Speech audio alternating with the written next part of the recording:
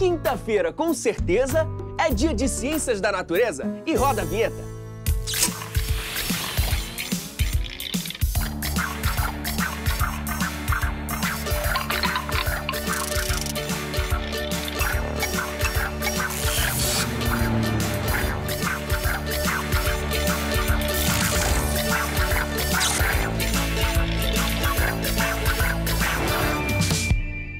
Hora do Enem no ar! E a gente continua falando sobre tudo que rolou na prova do Enem.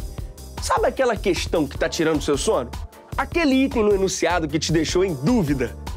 Relaxa! Aqui os professores explicam tudo. E agora a gente vai saber mais sobre as questões de Química, Física e Biologia. Aliás, por falar em Biologia, professora Ana Maria Pereira, por gentileza.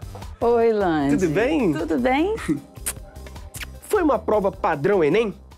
Bom, vamos pensar o seguinte, em termos de formato, foi. As questões vinham bem contextualizadas, dialogando com outras disciplinas.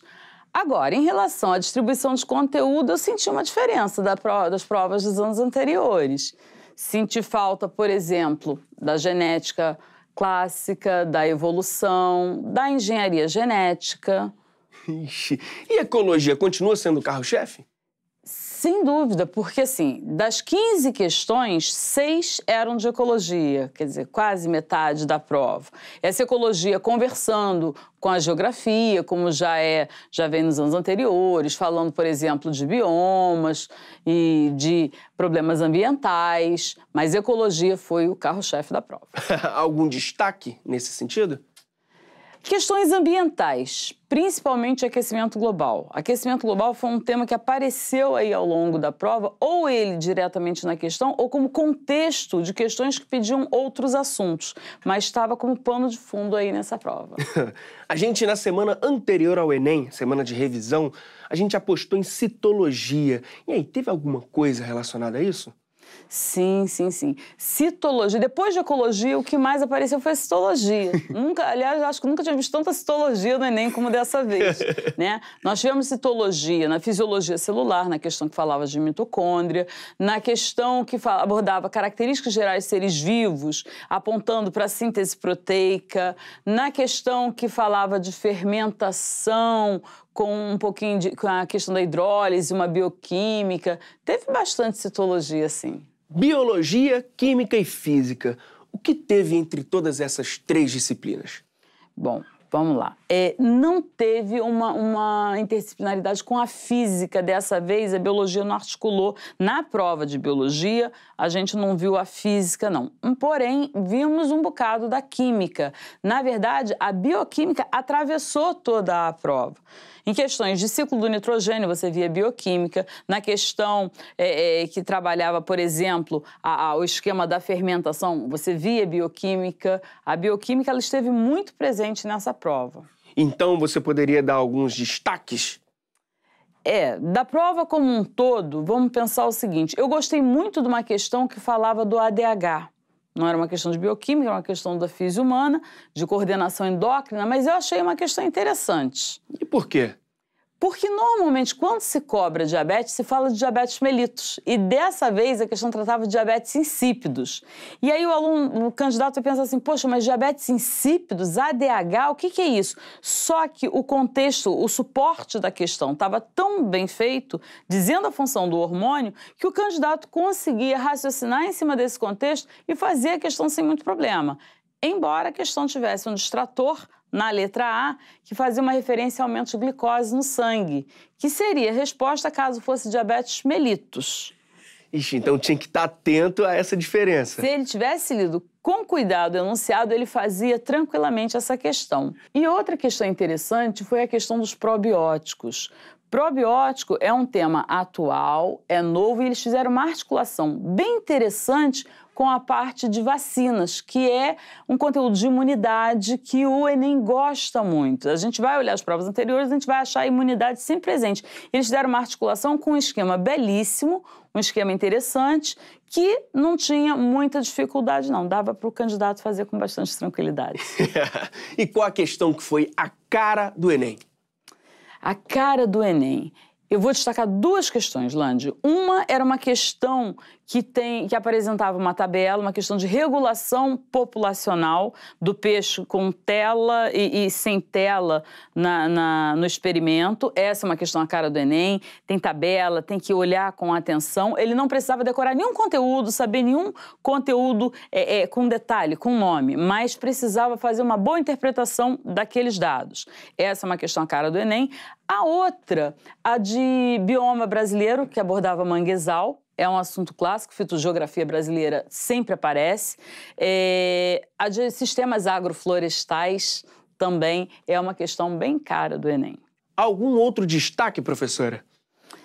Bom, a gente pode pensar, Lange, tem uma questão que falava do anticoagulante. Na verdade, falava de coágulos e de animais que tinham uma substância anticoagulante, fazendo uma relação com hábitos alimentares.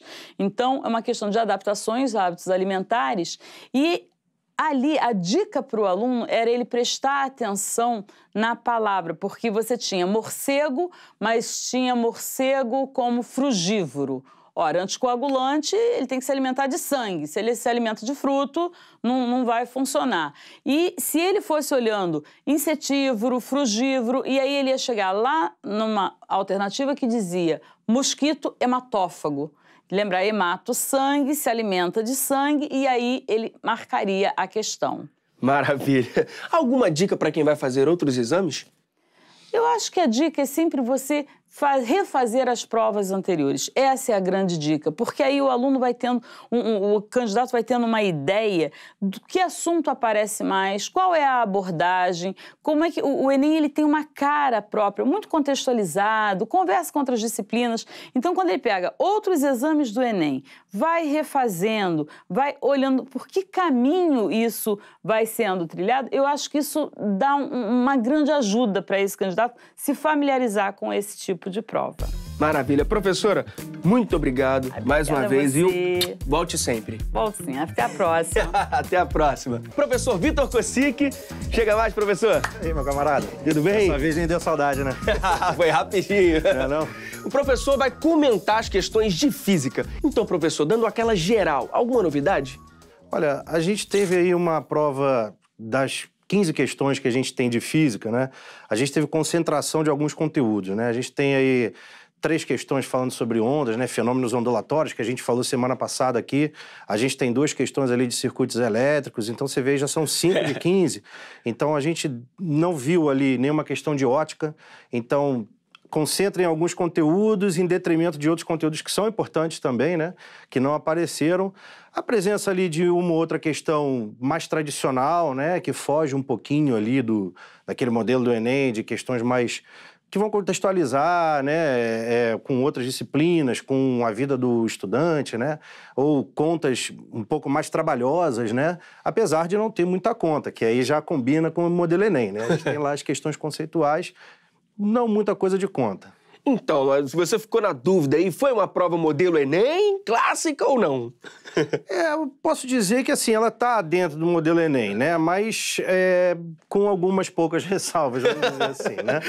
Agora, qual foi a dor de cabeça desse ano? Assim, aquela questão com nível top de dificuldade? Olha, Landy, a gente tem ali algumas questõezinhas aí que deram um pouquinho de trabalho. Ali, às vezes, pelos distratores, às vezes pela parte de contas, né?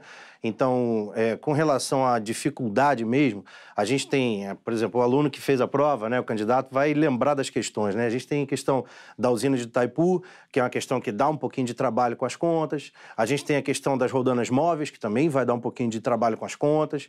E a gente tem, em particular, aqui eu gostaria de destacar aqui a questão do sorvete. Ixi, o que pega nessa daí? Cara, aquela questão é o seguinte, ela pede para o garoto calcular a razão entre 2 resistências equivalentes, entre os pontos A e B e entre os pontos B e C. Então, são caminhos diferentes para a corrente elétrica perseguir. Quando ele vai de A para B, o resultado, a resistência equivalente vai dar um número. Quando ele vai de B para C, vai dar outro número e depois ele tem que fazer a razão entre esses 2. Entendeu? Então, são números que não dão conta exata. Então, como eu costumo dizer para o pessoal, Se não deu conta exata, deixa em forma de fração que depois a gente consegue resolver. Acontece nessa questão aí.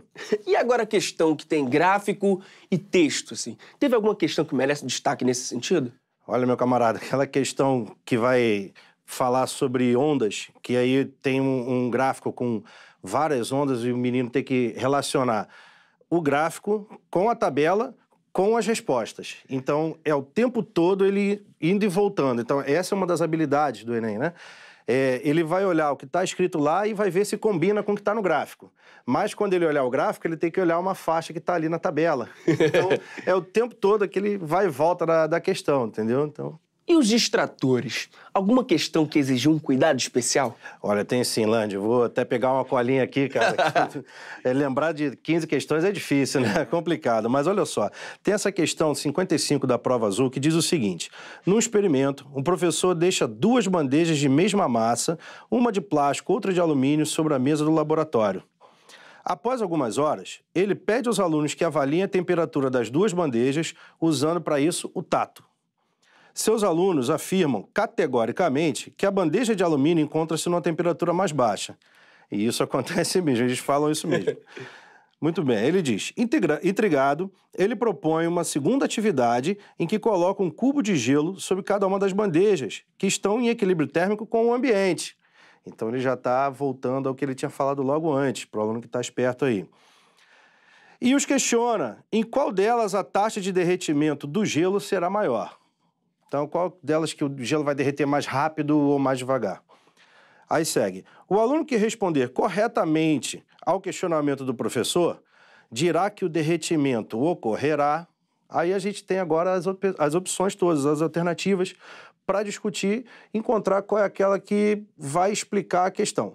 Qual é o problema especificamente nessa questão? Dentre as alternativas, ele cita alguns conteúdos da física, em particular aí da termologia.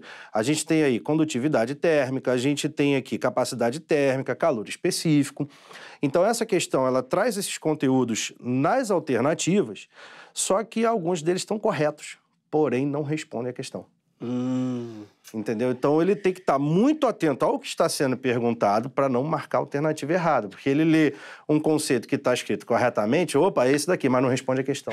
Tá ali no campo semântico do assunto, mas não... Não precisa nem terminar, né? E teve alguma questão que merece aquele destaque especial? Essa daqui tem que aparecer, eu tenho que falar dela. Cara, eu queria, assim, realmente enfatizar a questão da cinemática, que trata do gráfico, é uma questão que fala sobre a frenagem de um automóvel, né? Então, a pessoa está dirigindo e aí, em um dado momento, ele precisa frear e a questão pede para indicar qual é o gráfico que vai mostrar como a velocidade varia de acordo com a distância. Qual é o problema nessa questão? Ela aborda a questão do gráfico, que a gente sempre reforça com os alunos, que é, de fato, uma coisa muito importante, é umas coisas que o Enem vai cobrar lá dentro das habilidades. Porém, o que a gente trabalha de forma mais comum é o gráfico posição com tempo ou velocidade com tempo. Velocidade com distância é uma coisa que não aparece muito. Então, o menino vai precisar lembrar daquela equação de Torricelli, que é uma equação que vai com o quadrado da velocidade para relacionar com a distância e chegar lá na resposta. Se ele for viciado na questão velocidade com tempo, tem uma alternativa lá. Ixi, ainda tem um distrator. Caramba, e aí como ele vai resolver? Só sabendo mesmo esse conceito, é bem específico. Olha, Landy, aí é aquela questão, tem que estar muito atento. A questão pediu lá, velocidade com distância. E a gente sempre reforça aquela ideia do seguinte, você vai ler um gráfico, não importa qual seja o traçado do gráfico, a primeira coisa que você tem que ler, qual é o nome de cada eixo e quais são as unidades. Então, assim, leu lá velocidade com distância, já viu que está diferente do que está acostumado. Porque está acostumado com velocidade e tempo. E teve alguma questão de conteúdo específico? Bem específico? Olha, de conteúdo específico a gente teve sim, né? A gente teve questão bem tradicional, né? Voltando lá naquela questão que eu falei com você ainda agora da usina de Itaipu, né? Uma questão que ele vai ter que calcular potência, vai ter que calcular rendimento. Então, é uma questão, como eu falei antes, né? Ela é muito tradicional, fugindo um pouco do modelo Enem, né? E é específico da física. Ele não vai precisar buscar nada na geografia, ou na biologia, ou na química, não. É da física aquela questão. E tem alguma dica para quem vai fazer outros exames, professor? Bom, toda prova, eu acho que ela é válida como mais um instrumento de autoavaliação, né? Eu acho que ele pode usar essa prova que ele tenha feito, em casa ou não, né? Pro caso do pessoal que ainda vai fazer, né? Olhar essa prova, de repente pegar essa prova, separar um tempo para fazer essa prova, para ver como teria se saído. Então, vale como teste, né? Testar os seus conhecimentos, testar a sua capacidade de resolver as questões com agilidade. A gente sabe que tem aquela questão dos 3 minutos por questão, né? Então, vale sempre esse teste, né? Eu acho que para quem ainda vai fazer prova, vale trabalhar mais um pouquinho. Professor, muito obrigado pela ajuda mais uma vez. Tamo junto, cara. Vou sentir saudade, hein? Ah, eu também, professor. E agora, quem comenta as questões de química é o professor Roberto Mazei. Tudo bem, professor? Seja bem-vindo. Tudo bem, beleza? Beleza. Beleza. Professor, aqui no programa de revisão a gente falou dos assuntos que poderiam cair. Teve alguma novidade? Não teve, assim, de surpresa nada. E o interessante, Land, é que nós comentamos sobre assuntos como equilíbrio químico, estequiometria e ligações químicas. Falamos da cera no carro, lembra disso? Lembro. E o negócio acabou caindo lá, a ligação química caiu, ou seja, a gente fez uma boa previsão pra galera que tá em casa, né? E sobre os enunciados, o que você destaca?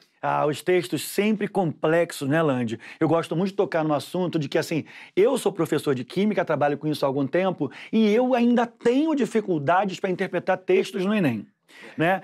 Tinha uma questão 81 do Caderno Azul, falava sobre lipofilia, ou seja, solubilização de algumas substâncias em gordura, né? Aí o aluno precisava saber o quê? Polaridade das ligações químicas, nós batemos papo sobre isso. Sim. Eu, você e Mazete, lembra disso?